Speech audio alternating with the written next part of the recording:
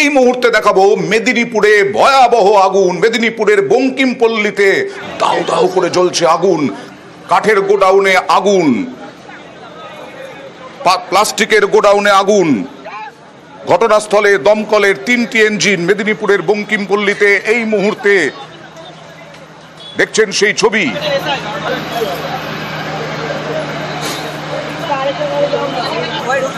একটি plastic Kachra godown ছিল এবং তাদের ওখানে একটি বড় গাড়ি ছিল।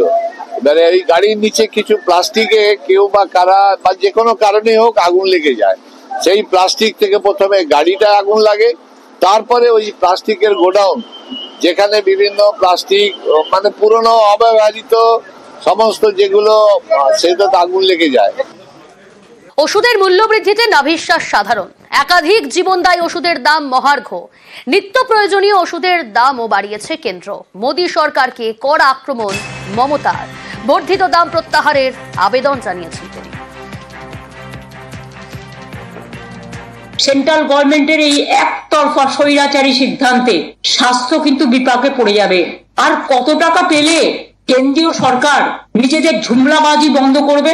ইলেকশনের সময় বড় বড় কথা, আর ইলেকশন হয়ে গেলে তখন সব উইথড্র করে নাও। কেন জিএসটিতে মেডিক্লেমে জিএসটি দিতে হবে? কোথায় যাবে সাধারণ মানুষ, গরিব মানুষ? Let the good sense must prevail. We cannot accept the price hike of medicine and GST for mediclaim. We cannot accept. সবই যদি বেড়ে যায় সরকারটা তো পড়ে যায়। এদিকটা নজর দেওয়ার জন্য অনুরোধ করি। টেলিফোন লাইনে রয়েছে প্রতিনিধি সোমরাজ। সোমরাজ, শুধু মোদী সরকারকে কড়া আক্রমণ মমতা বন্দ্যোপাধ্যায়ের নয়, কেন্দ্রের সিদ্ধান্তের প্রতিবাদে এবার পথে নামছে তৃণমূল কংগ্রেস। কি প্রতিবাদ কর্মসূচি রয়েছে তৃণমূলে? দেখো, আগামী শুক্রবার ও শনিবার ব্লকে ব্লকে তৃণমূল কংগ্রেস প্রতিবাদ মিছিল করবে, মিটিং করবে এবং সেই মিটিং মিছিল থেকে একটাই দাবি উঠবে, ওষুধের দাম প্রত্যাহারের।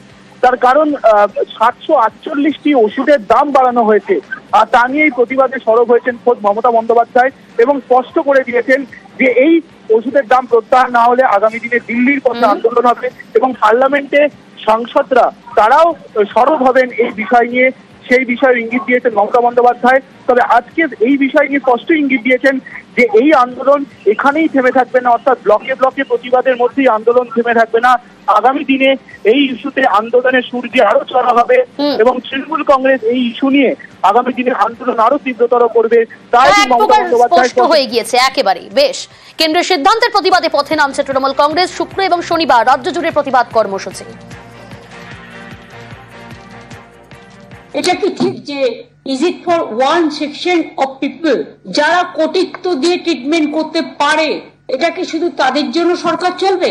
আমি এটা তীব্র প্রতিবাদ করছি এবং এটা টোটাল উইথড্র করার জন্য অনুরোধ করছি। আমরা 4 আর 5 শুক্রবার এবং শনিবার বেলা 4টে থেকে 5টা 1 ঘন্টা প্রতি ব্লকে ব্লকে, প্রতি ওয়ার্ডে ওয়ার্ডে ওষুধের দাম বাড়াচ্ছ কেন? মানুষের স্বাস্থ্য আজকে বিঘ্নিত কেন? মানুষের স্বাস্থ্য কেড়ে নিচ্ছ কেন? আর কত দাম দিতে হবে মানুষকে সুস্থ থাকার জন্য? এই দাবিতে আমাদের এলাকায় এলাকায় মিছিল মিটিং হবে।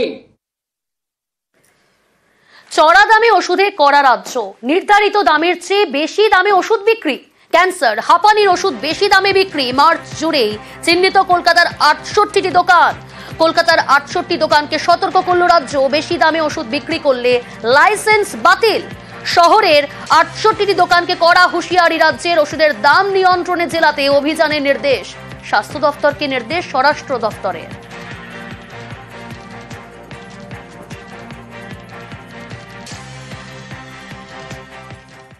রামনবমীতে সতর্ক কলকাতা পুলিশও।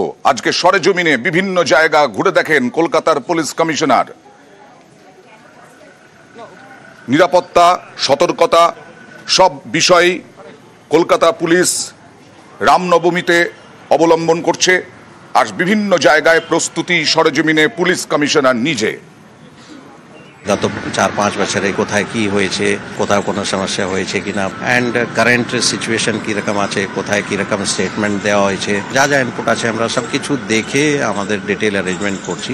পুলিশের তরফ থেকে ওদের যা হেল্প লাগবে সব কিছু এক্সটেন্ড করা হবে। সিকিউরিটি পয়েন্ট অফ ভিউ আমাদের ডিটেল অ্যারেঞ্জমেন্ট আছে। আমরা আশা করছি ভালো করে সেলিব্রেশন হবে, কোনো অসুবিধা হওয়ার কথা নেই।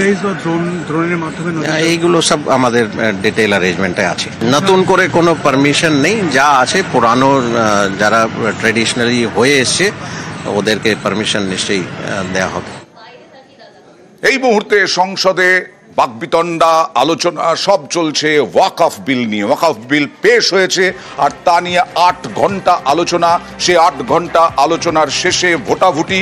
তবে লোকসভায় যা সংখ্যা রয়েছে বিজেপির, তাতে খুব একটা সমস্যা হবে না বলেই মনে করছেন রাজনৈতিক বিশ্লেষকরা এই ওয়াকফ বিল পাসে। आपके द्वारा ये बिल जॉइंट पार्लियामेंट्री कमेटी को दिया गया, जिसका विपक्ष का भी बड़ा आग्रह था। कमेटी ने इस पर सुविचारित रूप से अपना मत प्रकट किया। कमेटी के जो सुझाव थे ये भारत सरकार की कैबिनेट ने स्वीकार किए। मान्यवर, मैं नहीं मानता इसमें कोई लोकतांत्रिक कमेटी है मान्यवर, जो दिमाग चलाती है। कांग्रेस के जमाने में कमेटियां होती थी जो थप्पा लगाती थी। हमारी कमेटी चर्चा करती है, चर्चा के आधार पर विचार करती है और परिवर्तन करती है। अगर परिवर्तन को स्वीकार ही नहीं करना है तो कमेटी काहे को लिए है भाई? On behalf of All India Trinamool Congress, under the leadership of the Mamata Banerjee, I strongly oppose the bill in entirety. The spirit of my speech is, तू हिंदू बनेगा ना मुसलमान बनेगा, इंसान की औलाद है, इंसान बनेगा. The Muslim have constitutional right to manage its own affairs in the matter of religion because Waqf property belongs to Allah. The purpose of the bill is a clear breach of the right of the Muslims to perform their religion duty.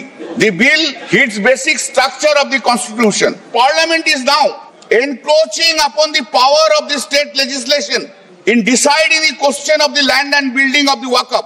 Thus, it is completely unconstitutional and divorce the Article 246 sub-Article 3 of the Constitution of India. Waqf properties from the backbone of the Muslim communities. Equitable access is not there in case of the Muslim. That is the reason we are opposing. This attempt is basically taking away the rights of the Muslim.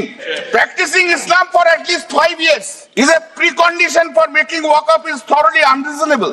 Under the scheme of the Constitution of India, no person can be compelled to practice his own religion. You are trying to take away the basic reason of all the judgments of the Supreme Court. This is not correct and this is bad. আর এই বিল নিয়ে আক্রমণ করলেন মুখ্যমন্ত্রী মমতা বন্দ্যোপাধ্যায়। নাম না করে বিজেপিকে আক্রমণ বিভেদের রাজনীতির। My parliament members also, they are fighting for Waqf today because the Jumla party is only one point program to divide the country and they believe only divide and rule policy. What we don't. আমাদের constitution আমরা মানি। আগে কনস্টিটিউশনকে শ্রদ্ধা করো, তারপরে কারো অধিকার কেড়ো। এবার অবশ্যই আমার বাংলায় যেতে হবে ঢোলাহাটে। গতকাল যেভাবে 8 জনের মৃত্যু হয়েছে, তারপর তদন্তে উঠে আসছে 2022 সালে গ্রেফতার হয়েছিল এই চন্দ্রকান্ত।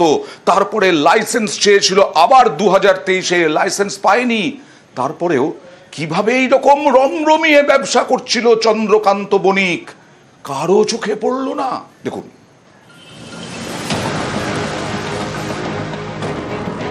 গ্রেফতার বাজি ব্যবসায়ী চন্দ্রকান্ত বণিক।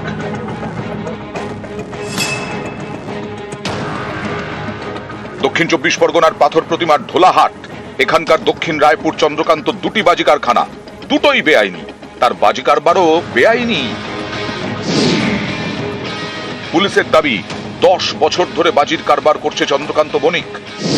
নিয়ম না মেনে বাজির ব্যবসা করার অভিযোগে 2022-এ তাকে গ্রেফতার করা হয়।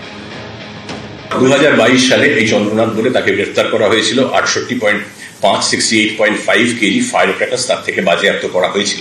এর আগে তার নিয়ে একটা কেস, একটা রেকর্ড আমরা পেয়েছি। 3 মাস পর জেল থেকে ছাড়া পেয়ে ফের বাজি কারবার শুরু। চন্দ্রকান্তর এই বেআইনি কারবারে এবার যোগ দেয় তার ভাই তুষারকান্ত বণিকও। সোমবার রাতেই বণিক ব্রাদার্সের বাড়িতেই বিস্ফোরণ ঘটে, আগুন লাগে। বণিক পরিবারের 8 জনের প্রাণ যায়। নবান্নকে নিয়ে রিপোর্ট দিয়েছে দক্ষিণ 24 পরগনা জেলা প্রশাসন। সেই রিপোর্টে বলা হয়েছে 2023-এ বাজির ব্যবসার জন্য লাইসেন্সের আবেদন করে চন্দ্রকান্ত বণিক। তার বিরুদ্ধে মামলা থাকায় সেই আবেদন বাতিল করে জেলা প্রশাসন। লাইসেন্স ছাড়াই বছরের পর বছর চন্দ্রকান্ত বাজির কারবার করেছে বলে অভিযোগ। ট্রেড লাইসেন্স বোমা বাঁধার জন্য তো ট্রেড লাইসেন্স সাধারণত দেওয়া হয় না, এটা তো পঞ্চায়েতকে এই ধরনের কোনো লাইসেন্স দিতে পারে, তার আগে ফায়ার ব্রিগেড বা অন্যান্য কিছু থাকবে, তবে তো ট্রেড লাইসেন্সটা পঞ্চায়েত দেবে। আপনি তো সদস্য, আপনি তো জানবেন না, সব কথা এখানে আমাদের আর কি জানা সম্ভবপর বলে। আমি কিন্তু এর নামে দুবার থানাতে কমপ্লেন করেছিলাম এবং দুবারই অ্যারেস্ট হয়েছিল। কি করে বলবো বলুন ট্রেড লাইসেন্স কিভাবে করেছে?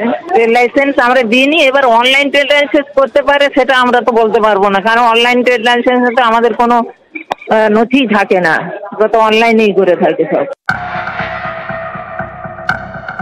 ট্রেড লাইসেন্স নিয়ে তো বাজির কারখানা করা যায় না, আর বাজির কারখানায় শুধুই গ্রিন ক্র্যাকার তৈরি করা যায়, অর্থাৎ পরিবেশ বান্ধব বাজি, কিন্তু ঢোলাহাটে তা হতো না। ফরেন্সিকের রিপোর্টে বলা হয়েছে ঢোলাহাটের বিভিন্ন জায়গায় প্রচুর পরিমাণ বাজি ও বারুদ মজুদ ছিল। উদ্ধার হওয়া কোনো বাজি পরিবেশ বান্ধব নয়, অর্থাৎ সম্পূর্ণ বেআইনি বাজির কারবার। বছরের পর বছর ধরে এই বেআইনি বাজির কারবার চলল কিভাবে? পুলিশ এখান থেকে টাকা নিয়ে যেত, ওর কাছে টাকা ভালো পরিমাণ শেয়ারিং নিত, সেই কারণের জন্য তো পারমিশনটা দিয়েছে। আপনাদের কি মনে হয় একটা মানুষ 7 থেকে 8টা বছর ব্যবসা করছে, তার জীবনে তার কোনো পরোয়া নেই? তবে আমি নিজের চোখে দেখেছি একটা সময় পুলিশ আসে, একটা টাকা নিয়ে যায়। অনেকেরই প্রশ্ন, দুটি বেআইনি বাজির কারখানা এত বছর ধরে চলছিল, পুলিশ কি কিছুই জানতো না? বিস্ফোরণের ঘটনায় পুলিশের থেকে রিপোর্ট তলব করেছে নবান্ন। বুধবার ঢোলাহাটে যায় লেবার কমিশনের 5 সদস্যের প্রতিনিধি দল। নিউজ 18 বাংলা।